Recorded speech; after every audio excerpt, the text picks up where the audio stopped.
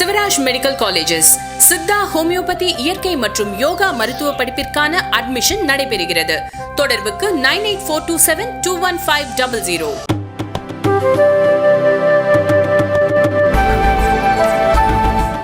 பாரத பிரதமரின் ஆயுஷ்மான் பாரத் திட்டம் தொடங்கப்பட்ட பின்னர் ஏராளமான பெண்களுக்கு இந்த திட்டத்தின் மூலம் சிகிச்சை அளிக்கப்பட்டு இருக்கின்றது. இது குறித்து ஆயுஷ்மான் பாரத் திட்ட மூத்த அதிகாரி ஒருவர் கூறியதாவது, இந்த திட்டம் அமல்படுத்தப்படுவதற்கு முன்னர் தேசிய சுகாதார காப்பீட்டு திட்டம் அமலில் இருந்தது. இந்த திட்டத்தின்படி குடும்பத்தில் ஒருவருக்கு ஒரு சுகாதார அட்டை வழங்கப்படும். ஆனால் ஆயுஷ்மான் பாரத் திட்டத்தில் குடும்பத்தில் உள்ள அனைவருக்கும் தனித்தனி அட்டை வழங்கப்படுகிறது. ஏழை மக்கள் 5 லட்சம் ரூபாய் வரை மருத்துவ சிகிச்சை செய்து கொள்ள முடியும்.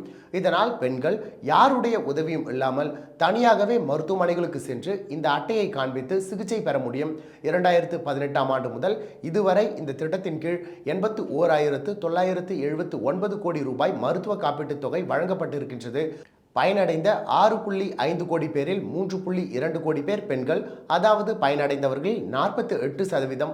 மேலும் புற்றுநோய், கண் சிகிச்சை, காது, மூக்கு, தொண்டை பிரச்சனை, குழந்தை பிறப்பு மற்றும் பராமரிப்புக்காக அதிக அளவில் பெண்கள் சிகிச்சை எடுக்கின்றனர் என்று ஆயுஷ்மான் பாரத் திட்ட மூத்த அதிகாரி தெரிவித்திருக்கிறார்.